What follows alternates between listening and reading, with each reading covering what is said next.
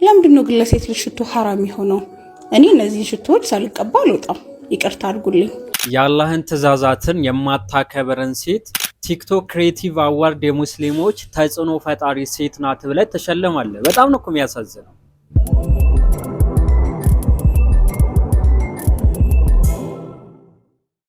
ቢስሚላህ አልሐምዱሊላህ ሰላቱ ወሰላም አላ ረሱሊላህ ወአላ አሊሂ ወሰህቢሂ ወመንዋላ።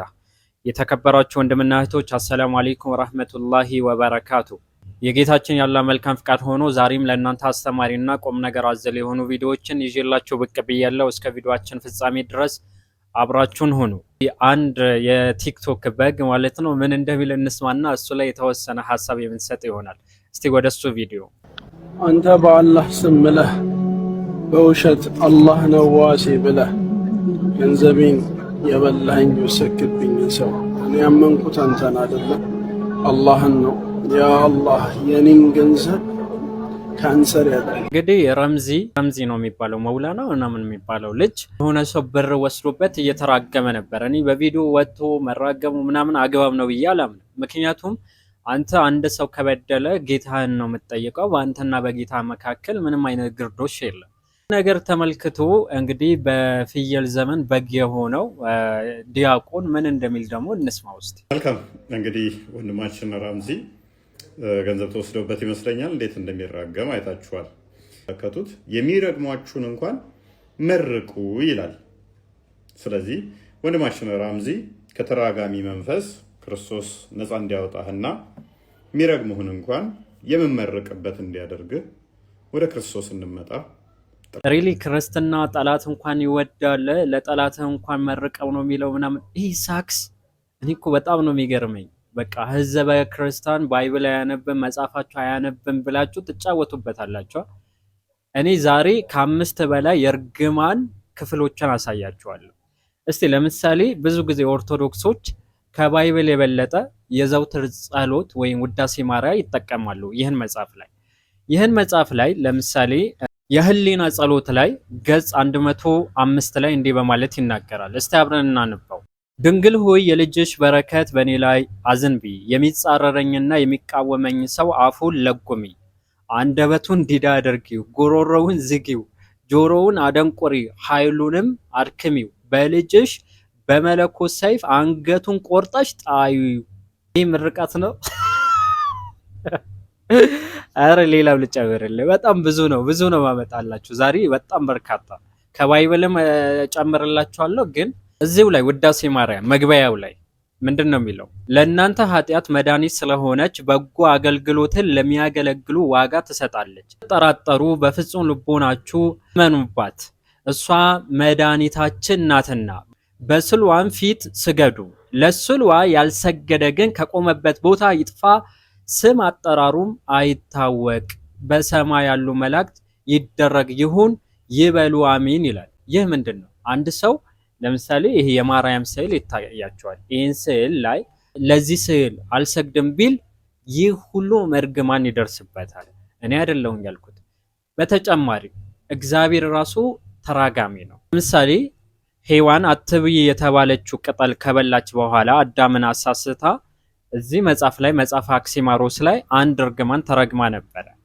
መጽሐፍ አክሲማሮስ ዘአርብ ገጽ 181 ላይ ይህን መጽሐፍ ማለት ነው ምን ይላል? ቁጥር 23 ላይ እባብ ከረገማት በኋላ ሔዋን ረገማት። እሺ ምን ብሎ ነው ረገማት ቢሉ ያችን ዕፀ በለስ ቆርጠሽ እንዳፈሰሽ በየወሩ ደምሽ ይፍሰስ፣ በህመም በመከራ ውለጂ፣ ወልደሽም አትማረሪ፣ ወደ ባልሽ ተመለሽ ብሎ ረገማት። ይህን ቃል የተጠቀመው ማን ነው? የባይብሉ እግዚአብሔር ነው። በጣም በሚያሳዝን ሁኔታ እንዲህ አይነትን ርግማንን የተሸከመ መጽሐፍን ይዘህ መተህ ፍቅር ምናምን ነገር ስትል በጣም ነው የሚገርመኝ። እሺ ከባይብል ደግሞ አንድ ላሳያችሁ። ለምሳሌ በርካታ አሳያችኋለሁ። አንደኛ ቆሮንቶስ ሰዎች ምዕራፍ 16 ቁጥር 22 ላይ ጳውሎስ እንዲህ በማለት ይናገራል። ቅዱስ ጳውሎስ የምትሉት ጌታ ኢየሱስ ክርስቶስ የማይወድ ቢኖር የተረገመ ይሁን። ለምሳሌ በኢየሱስ አምላክነት የማያምኑ በርካታ ሰዎች አሉ። ዓለም አይሁድ በሉት፣ ሙስሊም በሉት፣ ኤቲስት በሉት፣ ቡዲዝም በሉት፣ ሂንዱይዝም በሉት፣ የተለያዩ ቤተ እምነቶች ኢቭን በክርስትና ውስጥ ራሱ ይሄ ጆባ ምናምን የሚባሉት እነሱ ራሱ አያምኑ። እና እነዚህ ሰዎች በአጠቃላይ የተረገሙ ይሁን ብሎ ጳውሎስ ይናገር ነበር። የአዲስ ኪዳን 14 መጽሐፎችን የጻፈ እንግዲህ እንደምታውቁት አዲስ ኪዳን 27 መጽሐፎች ነው። ከግማሽ በላይ የጻፈው ደግሞ ጳውሎስ ነው። ጳውሎስ በነገራችን ላይ የኢየሱስ ሐዋርያ አይደለም። ኢየሱስ ካረገ በኋላ ለራሱ መስክሮ ራሱን ሐዋርያ ያደረገ አጂብ የሚያሰኝ ሰው ነው። ስለሱ በሰፊው አንድ ቀን ቪዲዮ እንሰራለን፣ ወይም ደግሞ አንድ የዩቲዩብ ቻናልን ከፍተና ንጽጽር ላይ ብቻ ፎከስ አድርገን እዛ ላይ የምንሰራ ይሆናል። ይህ ብቻ እኮ አይደለም፣ ሰው ይቅርና በለስን የሚራገም አምላክ ብለህ የያዝከው አካል አለ። ማን? ኢየሱስ። ለምሳሌ የማርቆስ ወንጌል ምዕራፍ 11 ቁጥር 11 ጀምራችሁ ስታዩ ኢየሱስ ኢየሩሳሌም መቅደስ ገባና ከዛ በኋላ ሲነሳ ተራበ። ከተራበ በኋላ ከዛስ አብረን እናነባው እስቲ ቁጥር 12 ላይ በማግስቱም ከቤተልሔም ሲወጣ ተራበ። ቅጠልም ያላት በለስ ከሩቅ አይቶ ምናልባት እንግዲህ አምላክ የሚሉት አካል ነው እንዲህ የሚለው ምናልባት አንዳች ይገኝባት እንደሆነ ብሎ መጣ። ነገር ግን የበለስ ወር አልነበረምና መጥቶ ከቅጠል በቀር ምንም አላገኘባትም። አሁን እዚህ ጋር በደንብ አስምሩልኝ። ምንድነው ያለው? የበለስ ወር አልነበረም። አንድ ገበሬ በለስ በምን ጊዜ እንደምታፈራ ያውቃል። ኢየሱስ ግን አያውቅም ነበር። አያችሁ እውቀት ግድብነቱ። በሚያሳዝን ሁኔታ አላገኘባትም። ተርቦ መጣ። ከዛ በኋላ ምን ሆነ? ምናልባት ይኖርባት ይሆን ብሎ ከመጣም በኋላ በለስ አላገኘም። ቁጥር 14 ላይ ደግሞ እንዲህ ይላል፣ መልሶም ካሁን ጀምሮ ለዘላለም ማንን ካንቺ ፍሬ አይብላ አላት ይላል። እንግዲህ መራገም ይሄ ነው። አስቡት፣ በጊዜው ፍሬ የምታፈራበት ወቅት አይደለም። ወቅት አለው እያንዳንዱ ፍራፍሬዎች ማለት ነው የሚያፈሩበት። ይህን በለስ ደግሞ የምታፈራበት ፍሬን የምትሰጥበት ወቅት አይደለም። ኢየሱስ ግን ረገማት። እንግዲህ ተመልከቱ፣ አይደለም እንዲህ ልትሉ ይቅርና ኢየሱስ ራሱ በዚህ ልክ ተራጋሚ ነበረ። ስለ እርግማን ከተነሳ አይቀር እንግዲህ አዳም አትብላ የተባለው ዕፀ በለስ ከበላ በኋላ አዳምን ይቅር ካለው በኋላ እግዚአብሔር የሱን ዝርያዎች ምድርን ጭምር ረገምኳት ይላል። እንግዲህ እኛ አዳምን ብላ አላልነውም፣ ምንም ነገር አላልነውም። ነገር ግን በመብላቱ ምክንያት ግን እኛ ተጠያቂ ያደረገን፣ እኛን ረገመን። ማን? እግዚአብሔር ማለት ነው። የቱ ጋር ካላችሁኝ መጽሐፈ ቀለሜንጦስ ከ80 አሐዱ ከባይብል የሚመደበው መጽሐፈ ቀለሜንጦስ ምዕራፍ 2 ቁጥር 22 ላይ እንዲህ በማለት ይናገራል። እስቲ አብረን እናንባው። እንግዲህ ልብ በል፣ በአንተ የስተት ስራ ምድር ረገምኳት። በማን ስተት? በአዳም ስተት። ይህ በአንተ በደልና ኃጢአት ምክንያት ነው። ዳግመኛ ሔዋን ላሳታት እባብ ረገምኩት፣ እጅና እግሩም ሆዱ ውስጥ ይገባ ምግቡም አፈር እንዲሆን አደረግኩት ይላል። እንግዲህ የእባብ አፈር ይበላል ወይ? ሌላ ጥያቄ ቁጥር 23 ላይ አንተ ግን አልረገምኩህም። ማን? አዳምን አልረገምኩህም። በአንተ በሔዋን ምክንያት ምድርን ዝርያዎቹም ረገምኳቸው ይላል። ማን? እግዚአብሔር። እኛ ባልነበርንበት አሰባችሁት? አባታችሁ ባጠፋው ነገር መጥቶ ህገ መንግስቱ እናንተ ሲጠይቅ ኢማጂን አደረጋችሁ? ሰው ሰራች የሆነ ህግ እንዲህ አይነት ፍትሃዊ ከሆነ ፈጣሪ አምላክ ደግሞ ፍትሁ በጣም የረቀቀ ነው። የሰው ልጆች ካነበሩበት ያስገኘ ፈጣሪ እኛ ባላደረግነው ነገር የሚረግመን ምድሩን የሚረግመው ከሆነ ይህን ፈጣሪ ሊባል አይችልም። ሔዋን ባጠፋችሁ ነገር ቅድም ባሳየዋችሁ መጽሐፈ አክሲማሮስ ላይ ሴት ልጅ በየወሩ ሃይድን ወይ ኖራ አበባ የሚባለውን ነገር እንድታይ ያረጋት፣ ደምሽ ይፍሰስ አላት። ከዛስ ኢየሱስ መጣ፣ ለዛ ነገር ቤዛ ሆነ ይባላል። ግን ያን ነገር ቀረበች ሲባል አልቀረም። በጣም በሚያሳዝን ሁኔታ ማለት ነው። የኢየሱስ ቤዛነት ራሱ አፈር ድሜ ሲበላ ማለት ነው። ይህ ብቻ አይደለም። ለምሳሌ አንድ ሰው ህፃናት ቢወድ፣ ህፃናቶችን ቢንከባከብ፣ ለህፃናቶች ትልቅ ቦታ ቢሰጥ፣ ንስሐ ቢገባ ራሱ ንስሐ ማለት ነው ተቀባይነት የለውም፣ ምክንያቱም የተረገመ ነው ይለናል። ማን? እንግዲህ ኦርቶዶክስ መጽሐፍ ላይ 4 መከራከሪያ መጽሐፎች አሉ። ከነዚህ መካከል አራተኛው የሚጠቀሰው የሊቃውንት መጽሐፍ ይባላል።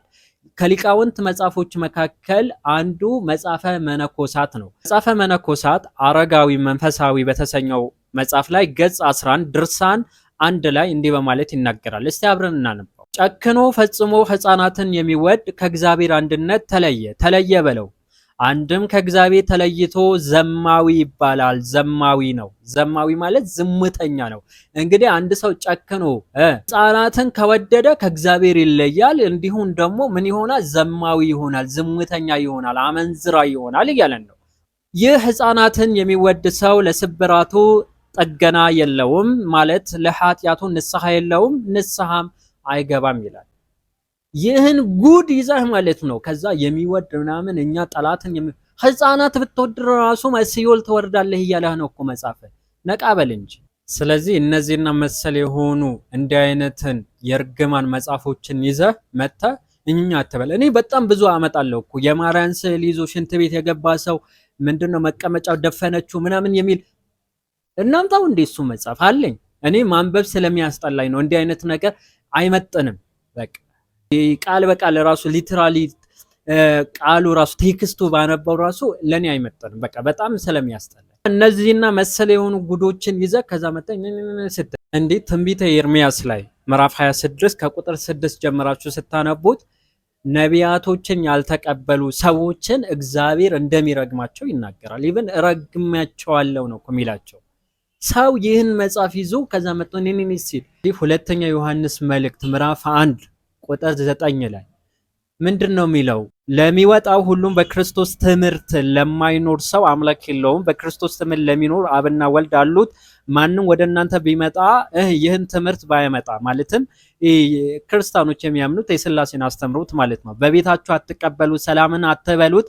ሰላም የሚለው ሰው በክፉ ስራ ይከፈለዋል። ጠላትህን ልትወድ ይቅርና አንድ ሰው በእንግድነትን መቀበል አችልም። እኔን ሰላም ነው ሆይ እንዴት አደርክ ማለት አችልም። ይህን ካልክ አንተ ምንዳ ምንድነው ስንል ኃጢአት ነው። ኃጢአት ደግሞ ምንድነው? ገሃነምን ያስወርሳል። ሌላው እስልምና ላይ ያነሳቸው ነበር። በየቀኑ ክርስቲያኖችና አይሁዶችን አላህ ያጥፋችሁ እያሉ እንዲራገሙ ቁርአኑም ይፈቅዳል ማለት ነው። ስማችንን ጠርተው ክርስቲያኖች አላህ ያጥፋችሁ ብሉናል። ይሁድና ክርስቲያን አላህ ያጥፋቸው ምናምን ይላል። ያጥፋቸው የሚለው ቃል ኢብኑ ከሲር ላይ መመልከት ትችላላችሁ። ከኢብኑ አባስ ተይዞ በተወራ ሐዲስ ላይ ምንድነው የተረገሙ ይሁኑ አላህ ይርገማቸው ተብሎ ነው የተቀመጠው። እርግማን እንደ ቁርአን አስተምሮት ምንድነው? ቅጣት ነው። ይህን የምንረዳበት ለምሳሌ ሱረቱን ኒሳ ምዕራፍ 4 ቁጥር 155 አካባቢ ከ55 ከ155 እስከ 156 ድረስ 55 ላይ አላህ አይሁዶች ነቢያቶችን ያላግባብ በመግደላቸውን ረገምናቸው ይላል። ከዛ ቁጥር 56 ላይ ደግሞ ማርያም ላይን መጥፎኝ የሆነ ንግግር ተናገሩ፣ ቀጠፉባት። ያ ቅጥፈት ደግሞ ምንድነው? ዲቃላ ወለደች ወይም ደግሞ ዝሙተኛ ናት አሉ። በዚህ ምክንያት ደግሞ ረገምናቸው። ያ እርግማን ደግሞ ምንድነው? ቅጣት ነው። ሰዎች በስራቸው መጠን የሚያገኙትን ቅጣት ነው የሚያመለክተው እንጂ ይጥፉ ማለት አንተ እንደምትለው ድምጥማጣቸው ይጥፋ ማለት አይደለም። አላህ ለባሮችን ቅኑ መንገድ ይሻል እንጂ እንዲጠፉ አይሻም። ሲቀጥል ደግሞ ረምዚ ያነሳውን ሐሳብ ነበር። ምንድነው? ያበደረውን ሰው እየረገመው ነበር። እኔ አስቀድሜም እንደነገርኳችሁ መራገሙ አግባብ ነው ብዬ አላምንም። በሱና መካከል ቁጭ ብሎ መራገምን ካለበት መራገም ነው ያለበት እንጂ ሚዲያ ላይ ወጥቶ አላህ ወይ ምናምን እዛ ላይ ተቀምጠን እንትን አትልም። ትኩረት ፈላጊ ስለሆነ ነው። ሰውየው ራሱ ጠሽ ያደርገዋል። ረምዚ መውላና ምናምን የሚባለው በጣም ጠሽ የሚያደርገው ወጥ የሆነ አቋም የሌለው ወንበዴ ነው እንጂ ቁርአን አላሁ ሱብሓነሁ ወተዓላ ሰዎች ይቅር ባይ መሆን እንዳለባቸው ይናገራል። ለምሳሌ ሱረቱ አኑር ላይ ቁጥር 22 ላይ ስለዚህ አላህ እንዲምረን እኛን ደግሞ ለሰዎች ይቅር ማለት እንዳለብን ቁርአን በግልጽ ይናገራል። ለዛ ነው ነብዩ አለይሂ ሰላቱ ወሰለም የሰማዩ እንዲያዝንላችሁ ለምድር ላሉት ደግሞ እዘኑ ብለዋል። ስለዚህ እዘኔታ አግባብ ነው። ነገር ግን አንድ ሰው ቢበደል ያ ሰውዬ ላይ ዱዓ ማድረግ ይፈቀድለታል ወይ? አዎ ይፈቀድለታል። ያለ አግባብ ከተራገመ ግን እርግማኑ ራሱ ላይ ነው የሚደርሰው፣ ተራጋሚው ግለሰብ ላይ። ይህን ሐሳብ ሞር ክሊር የሚያደርጉ በርካታ የሆኑ ሰሂህ ሐዲሶች አሉ። ሌላው አስቀድም ያሳየዋችሁ ቪዲዮ ነበረ። ሽቶ ለምንድነው እኛ ማንቀባው? ወንዶች እየተቀቡ እያለች ነው። ሴቶች ወርቅ እያረጉ ለምንድነው እኛ ወንዶች ወርቅ አናረግም ብለን እናውቃለን። አያችሁ የአላህን ትእዛዛቶችን እንዴት እንደሚያመጹ። አሁን ኖርማል ሰዎች ቢሆነው እኔ ምንም አልላቸው፣ ግን ይቺ ሴት ማለት ፋድ በአምላክ ነው መላኩ ነው ምናምን የሚባለው ከሱ ጋር የዘፈኑ ናቸው። ማለትም እሺ በእነሱ አባባል መንዞማ ያሉ ናቸው። እነሱ ሰለላላ ብርሃኔ ሰለላላ ነቢ ሰለላላ ምናምን ነገር እያሉ በነቢዩ አለይሂ ሰላቱ ወሰላም በሰላዋት እያላገጡ ነበረ። ሴትና ወንድ አንድ ላይ ሆኖ ጠበሳ ነው ወይስ ሰላዋት ነው? ኩል ያህል የምትለውን እንስማው። ይምላ ለምንድን ነው ግን ለሴት ልጅ ሽቶ ሐራም የሆነው? እኔ እነዚህ ሽቶዎች ሳልቀባ አልወጣም፣ ይቅርታ አድርጉልኝ። አጅብ ነው እኮ እኔ ግን እቀባለሁ፣ የአላህን ትእዛዛቶችን ድንጋጌዎችን ጥሼ እቀባለሁ እያለች ነው። የሚገርመው ግን እንቀባ፣ ይህ ተቀባ። አሁን ከጊዜ በኋላ ኢስላማዊ ሽቶ ለሴቶች ብለው ይጀምራሉ። አቡ ሰላም ምን አለኝ በሉ።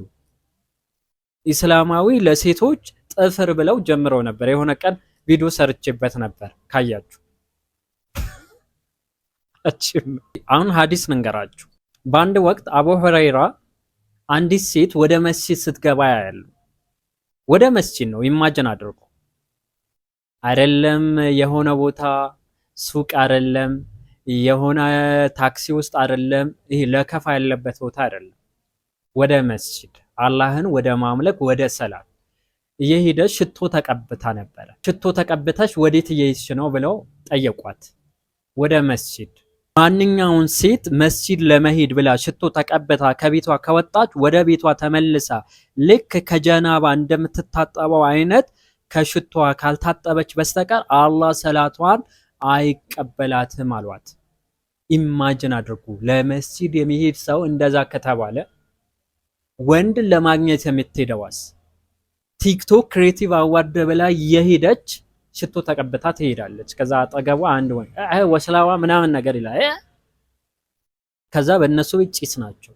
አላህን ፍሩ። ኢንተንሱሩላህ የንሱሩኩም። ሁሌም የምደጋግማት የቁርአን አያ ናት። በጣም ደስ ስለምትለኝ ነው። የአላህን ህግጋት በህይወታችሁ ብትፈጽሙ አላህ ሱብሓነሁ ወተዓላ ይረዳችኋል። ከዛ ውጪ እርዳታ የሚባል ነገር የለም። አይ ቲንክ የመጨረሻ ቪዲዮ ይህን ይሁን። እስቲ ይህን ቪዲዮ እንመልከተው ምን እያለ እንደሆነ።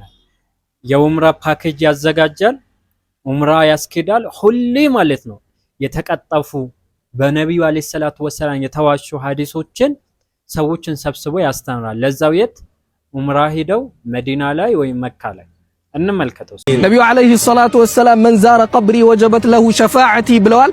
እኔን ቀብሬን መጥቶ የዘየረ ምንም ያክል ወንጀለኛ ቢሆን ወጀበት ለሁ ሸፋዓቲ እኔ እሱ ተያዥ ሆነዋለሁ ብለዋልና ተያዣችን ነቢዩን አላህ ያርግልን። ወላሂ ነው ምላችሁ ነቢዩ አለይሂ ሰላቱ ወሰላም ይህን አላሉ። በመልእክተኛው አለይሂ ሰላቱ ወሰላም መዋሸት ቀላል አይደለም። በነቢዩ አለይሂ ሰላቱ ወሰላም የዋሸ ሰው መቀመጫው እሳት አድርግ ብለዋል። ማን? ነቢዩ አለይሂ ሰላቱ ወሰላም። በእሳቸው ላይ እየዋሹ ነው። ሁሌ ነው የሚዋሸው። ነቢዩ አለይሂ ሰላቱ ወሰላም ያላሉትን እንዲህ ካረጋችሁ ነቢዩ አለይሂ ሰላቱ ወሰላም እንዲህ ይሰጣቸዋል ብለዋል ብሎ ሁሌ ሲናገር ነው የምመለከተው። እንግዲህ እንደምትመለከቱት ሐዲሱ ቅጥፈት ነው። ራሱ ደካማ ሐዲስ አይደለም፣ የተቀጠፈ ሐዲስ ነው። አንድ ሰው የፈለገ ወንጀል ቢሰራ፣ ሰው ቢገድል፣ ዝሙት ቢሰራ ምናምን ነገር እኔ ሸፋ ሆንለታለሁ ብለዋል። መቃብሬን የዘየረምና ወላሂ ያላሉ ቅጥፈት ነው። እባካችሁ እንዲህ ነገር እኔ በጣም ያሳዘነኝ በ17 አሁን ቪዲዮ የምሰራው ቀን ላይ ነው። 17 ሰዓት ሆኖታል ቪዲዮ ከተለቀቀ፣ አንድ ቀን ራሱ አልሆነውም። 24 ሰዓት ባልሞላው ሰዓት ማለት ነው። ስንት ሰው አይቶታል መሰላችሁ? 44700 ላይክ አለው። 1444 አካባቢ ኮሜንት አለው። ወደ 211500 ሰው አይቶታል ይህን ቪዲዮ። አንድ ሰው ይህን ነገር ልክ ማሻአላ አላህ ይወፍቀን ምናምን ነገር ነው የሚለው። እባካችሁ ኡምራ ስትጓዙ ማንን ተከተላችሁ መጓዝ እንዳለባችሁ ወቁ። እንዲህ አይነት የተቀጠፉ ሐዲሶችን የነገሯችሁ አለሉ ለማለት ያክል ነው። አላኩል ሐል ለዛሬ ይህን ካልኳችሁ በሌሎች ቪዲዮዎች እስከምንገናኝ ድረስ ሀዛ ወቢላሂ ተውፊቅ ወሰለላሁ ዐላ ነቢና መሐመድ ወዐላ አሊሂ ወሰህቢሂ ወሰለም። ወሰላሙ አለይኩም ወራህመቱላሂ ወበረካቱ።